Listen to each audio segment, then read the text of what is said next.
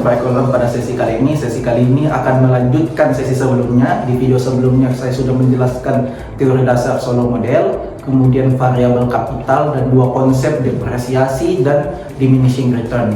Sekarang saya akan menjelaskan variabel baru daripada fungsi output dan juga konsep baru yaitu conditional convergence.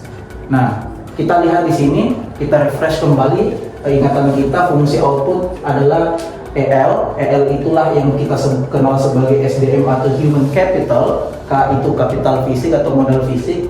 Saya sebelumnya sudah jelaskan, dan makanya kita coret saja karena sudah dijelaskan. A itu ideas, dan kita akan lanjutkan di video selanjutnya.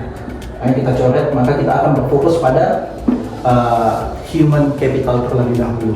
Nah, selayaknya variabel sebelumnya kapital, pendidikan pun juga diminishing, human capital pun diminishing. Mengapa demikian? E itu adalah education, dan dia juga mengalami diminishing karena setiap kali jumlah masyarakat bertambah mengecap pendidikan, tidak semua bisa menyerap pendidikan secara baik, dan tidak semua yang menyerap pendidikan bisa menghasilkan penelitian baru atau kebaharuan sehingga meningkatkan R&D atau research development.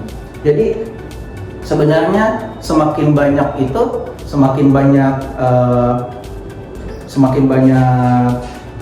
bertumbuh pendidikan itu sebenarnya juga mengalami diminishing, teman-teman. Nah, kemudian ada juga konsep depresiasi, dan selayaknya kapital dia juga mengalami depresiasi. Katakanlah kita melakukan investasi pada pendidikan.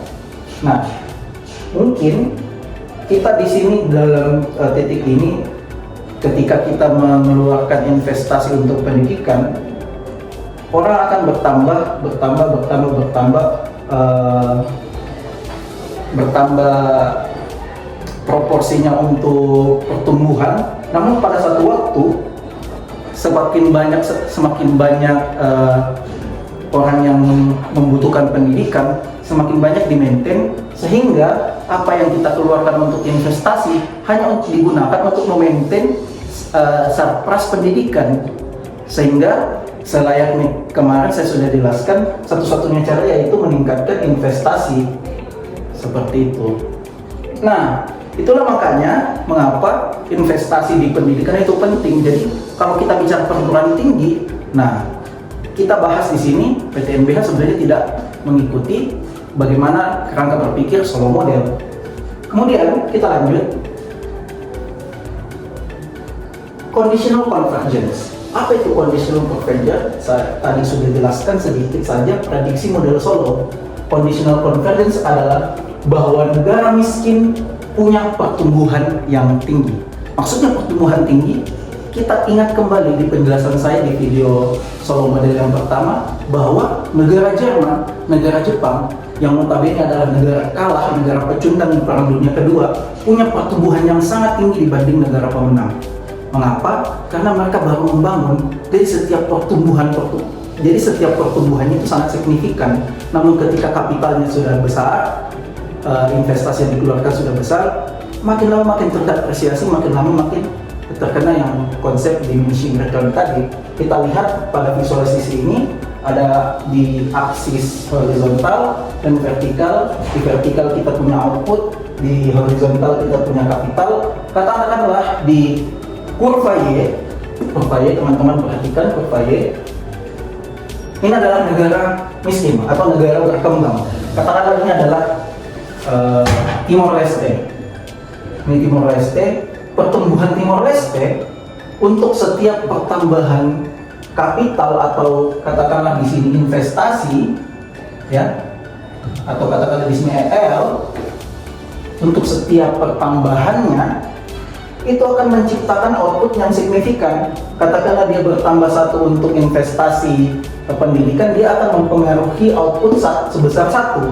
Dan demikian juga ketika dia ditambah sampai pada titik tersebut, sebagaimana konsep diminishing, dia akan melambat hingga dia mencapai satu titik yang kita kenal sebagai cutting edge, ya, atau kita sebut sebagai steady state. steady state itu dia sudah antara titik potong antara depresiasi dengan investasi. Nah, kita kembali. Inilah yang kita sebut sebagai catching up.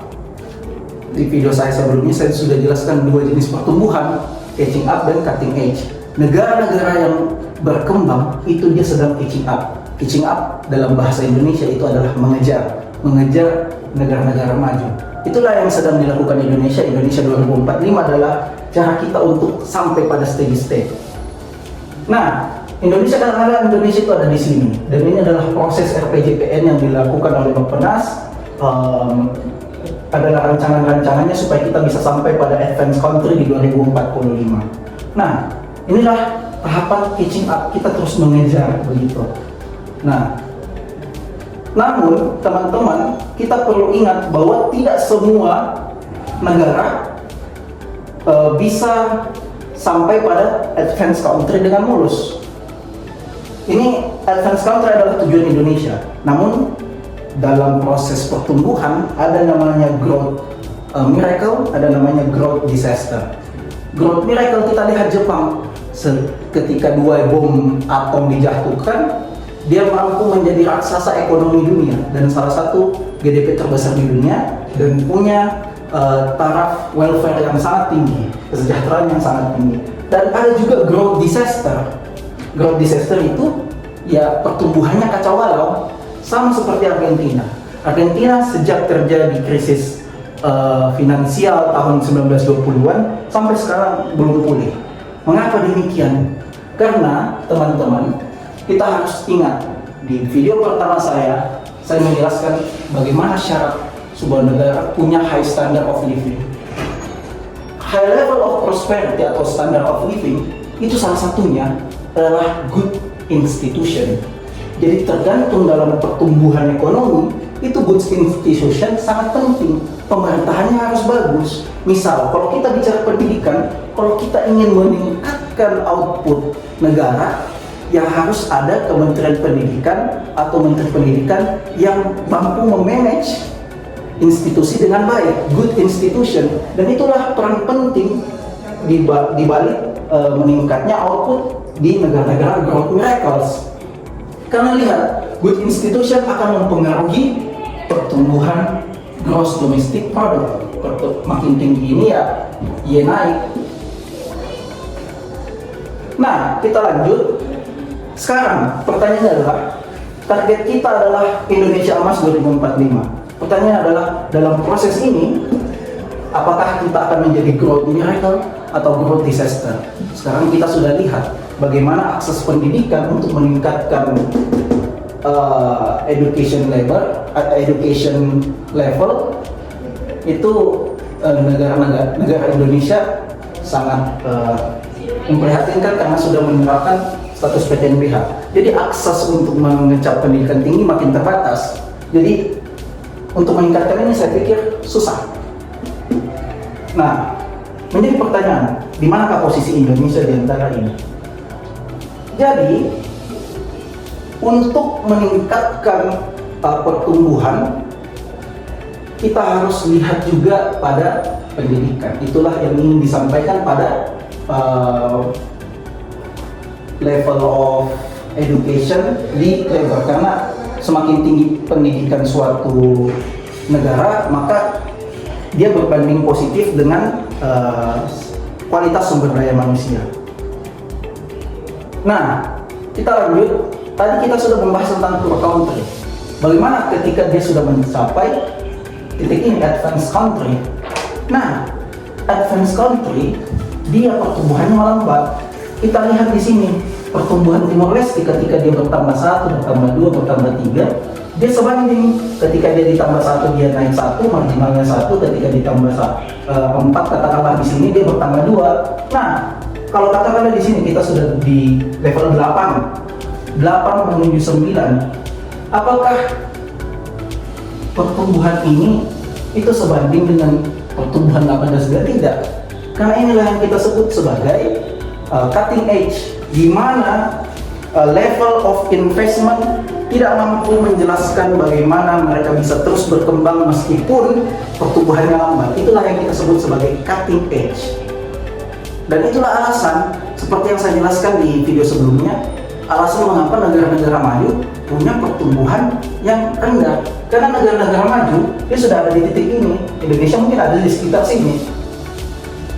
Nah, sama seperti ketika kita berbicara ketika kita berbicara bagaimana kita untuk meningkatkan pertumbuhan agar dia tidak stuck pada steady state, ya kita lihat di depresiasi itu konstan, dia linear. Makanya di investasi, katakan kalau kita investnya 0,3, kita naikkan jadi 0,4 sehingga pertumbuhan investasinya naik.